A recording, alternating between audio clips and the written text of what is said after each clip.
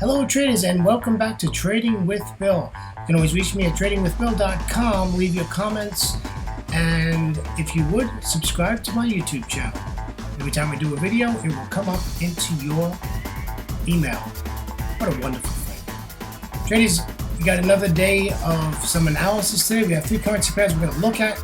Still working on the options. We did not get any options yesterday, so I don't have any screenshots of some options that we want to do, but we will get to them, and I'm sure we'll get some options slides in here pretty shortly, as today's Thursday, so it's the beginning of the options weeklies come out today. So I'm looking forward to that at the New York Open, where we can maybe get a couple of option trades in for next week. So till we get brushed up as far as options go, we will be doing a couple of demos. So maybe next week we'll do a demo, and the week after we'll do a demo, and then we'll start hitting my live account. I hate trading demos, but it's a little rusty, so we just need to get up to speed. All right, so this is Trading with Bill, and by the way, this is me. I'm Bill. I started trading in 2006, and 2008 I came to Thailand on a 3-month holiday. Well, it's 2015, traders. I'm still here, and I'm still trading Forex and options, and having a great time. I can actually trade all 3 time zones and trading sessions. Except for the New York session, I'm only in it about 2 to 2.5 hours. Since it's coming up to 11 p.m. and I start my day at about 6:30, 7 o'clock in the morning. So it's quite a long trading day for me. And no, I do get some breaks in between, a couple hours here and there. So it's not like I sit at my desk all that time.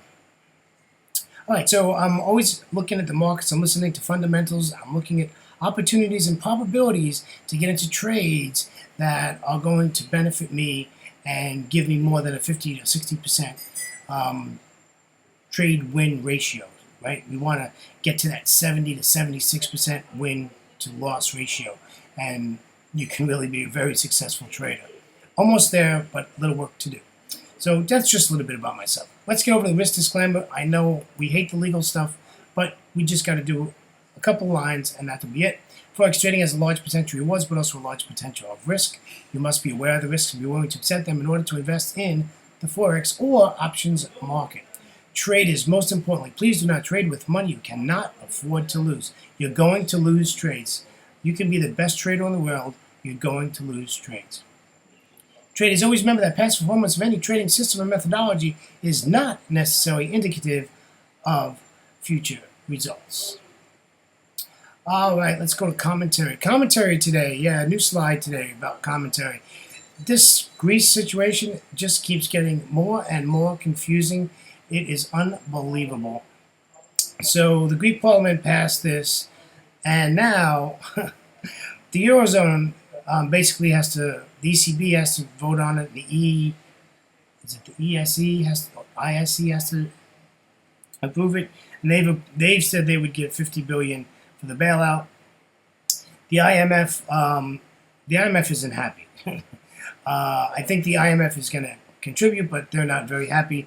I'm kind of curious to wait for Lagarde to come out and speak about that, and we'll see how that goes along. Before I forget, let's just take a real quick look at the indices that happened yesterday. Pretty interesting stuff, to be honest with you. We had all the U.S. indices, the U.S. 30, the S&P 500, the NASDAQ, the small cap 200, 2000 out of New York, the S&P 500 VIX, all in the red yesterday. Everybody was in the red yesterday.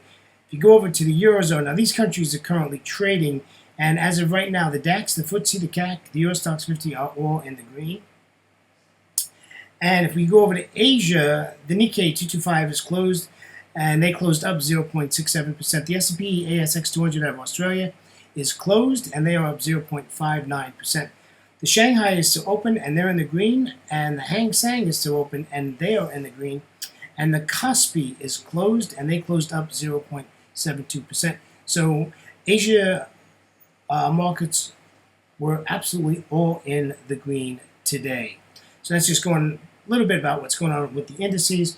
We always want to keep an eye on that. As far as our economic calendar today, it's pretty busy. We have coming out in about 20 minutes, and hopefully this will be up into YouTube for then. We have Eurogroup meetings again all day today. We also have 15 minutes after the London Open. We have out of the Swissy, we have retail sales year on year. When we get down to London lunch, we've got the Euros got its minimum bid rate, foreign security purchases, ECB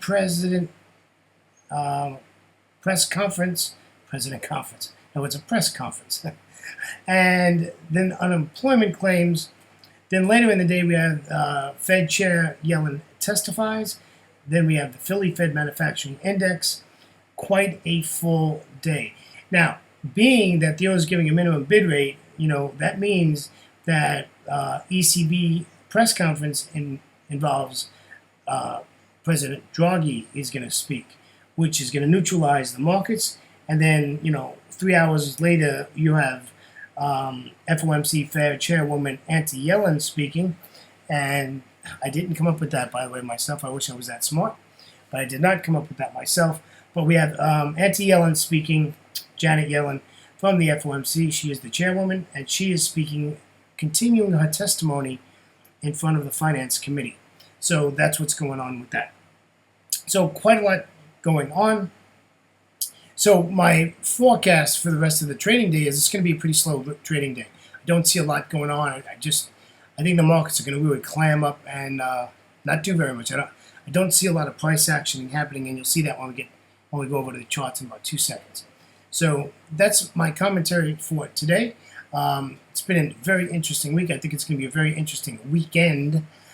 Reference Greece and all the stuff that's going on, as they are running out of money in their banks. So somebody's going to have to do something pretty quick here, or those people aren't going to be able to do anything. Supposedly the banks were to reopen today on the 16th or tomorrow. So I have not seen that that's been extended. So I am assuming that the Greek banks received some sort of a payment and they are reopened. I am not 100% on that, but it will affect our trading. Traders, let's get started. We're going to go back to the euro dollar again. I just want to explain some stuff on my charts here so you guys understand what's going on. You see all these, you can see I have pivots on my charts, and then you see these blue lines, green lines, and then these pink lines. Okay, the blue lines are resistance lines, the pink lines are support lines, and then that gold line that you see, dashed gold line, is the Globex open line. Okay, so that's all for today. And I placed a Fibonacci tool on this trade today. The euro's in a 47 pip range all day today since Asia. Okay, 46 pip range. This is a pair that's used to moving 330 to 340 pips a day. We are in a 47 pip range. So not too good today. So what I'm saying is we need a pullback. And where we're going to pull back to, well, you can see I put my rectangle there. And I basically want to go from the 618 fib to the 38.2 fib and pull back up into there. And if anywhere in that triangle we get a bearish candlestick formation, we're going to sell it, right? We're going to sell it. And that's what it's all about. I did start to stick my little logo on the chart. I hope you guys like that. Trading with Bill, helping losing traders become winning traders. Just thought I'd throw that in there. That's no extra charge for that. And you can see where I have, and that's basically a support right there under the Globex line where we want to take our profit and we want to get the heck out. These are 30-minute charts, so there's not as many pips as when we do 1-hour charts. But I'm starting to do my entries on 30-minute charts now. I'm finding the 1-hour charts are great. The issue is that the 1-hour charts isn't giving me as good as an entry. I don't like 15-minute charts. That's my own personal preference. Just because there's so much noise. So this is like the in-between, and I have to tell you, a good friend of mine told me about 30-minute charts and 30-minute entries about 6 years ago. So I'm sort of biased to the 30-minute chart. All right, let's move on to the next one. Here's the euro yen. I brought up the euro yen because this pair, is just jumping and crazy as ever, and it's bearish. I mean, this pair is bearish. So we want this to pull back. Again, I placed a fib on there. I placed the rectangle on there. But this one, I went up to the 78.4 Fibonacci level to start the triangle to get us for our entry. And the reason was why? We have resistance right there. We have a 200 exponential moving average. So we'd love to see price bounce back up into there. And then any bullish candlestick, bearish candlestick formation, we're going to take this down to our take profit zone. And that's at about 135.10, somewhere about there. I'm sorry, 30, somewhere in there. You can see. And, it's support, right? We want to get out of there, but we want to get out 10 pips above the support line because, there's a lot of pending orders there. That S2, that is a major reversal pivot point, and we want to get out before price gets to that level. And we will, by that time, of course, be in profit quite a bit. We'll be more than break even, so the trade should work just fine. The problem is I don't know if we have enough price action today to get this trade to trigger this and get this moving. But pretty excited. Now, as you look at this chart, because this is the euro yen, you notice we don't have as many lines on the chart. Well, the reason is because the price action is as crazy as the euro. So you can see we have our support and resistance line, that gold dash line, remember, is a Globex line. And I have my pivot points on here. So a lot of stuff on here, but not that much that it's going to, confuse us or anything like that. So we're looking pretty gosh darn good. We just need the pullback. We needed to come to one of those fib numbers. You notice I didn't use the 38.2 fib. Why? Because price is almost right there, and I don't want to sell from there. It needs to give me a bigger pullback than that. Traders, I do most of my bias if you look left of the chart. Always look left of the chart. You want to look at that Forex junk. And maybe I'll get tomorrow, I'll get into a little bit more about Forex junk and how to clear that. If you take a look up at the top of the chart, where you see where it says bearish bias. Now, if you look left of the chart, that's a nice clean line up, and that's a nice what I call wide open space, and you can just take that way down. Now, if you look left of that, you see where it was in an uptrend, and look left of the chart, that was a blank open space right there. There was nothing to get in the way, except if you went left a little bit more, you saw a little bit of bump there, and it did. It bumped, but it continued all the way back up. So we love trading wide open spaces, and we like trading extremes. Don't want to be trading in the middle of this Forex junk. If it's in the middle of the Forex junk, we don't want to trade it, right? But unfortunately, today's trade, we're somewhat in the middle of the junk. But that's just trying to get us to make us some pips today, even though I think price action is going to really be dull today. All right, this New Zealand dollar. This pair has just acted absolutely beautiful today. If you're new to Forex and the first time you've seen me trade this, well, just take a look at this chart. This, yesterday, you can see the trend line where I had a down arrow to take this to the downside. Look at how far down this has come. This is unbelievable. This thing just has dumped like a rock. So I'm hoping this is going to give us a nice entry all the way back up to that 78.40 fib, and that's at 65.77. And we're just going to take this all the way down as far as we can. I didn't put on there, but we want to really take it down, like really close to this 64.90 area would be nice. 64.95, 98, somewhere in that area. We'll take that down, right down to support. We're gonna milk that as much as we can. Now it's at the Globex line, and it's above the Globex line, which is nice. We want to see that, so it's continuing the uptrend, and that's what we like to see. And that, that's what we want to look for. We want to look for trading opportunities that have opportunities and probabilities that are more on our side. And that's how I look at my trade plans. I'm a pullback trader, as you can tell. I do use trend lines, as you can see. I'm not shy of using trend lines. I love trend lines and channel lines.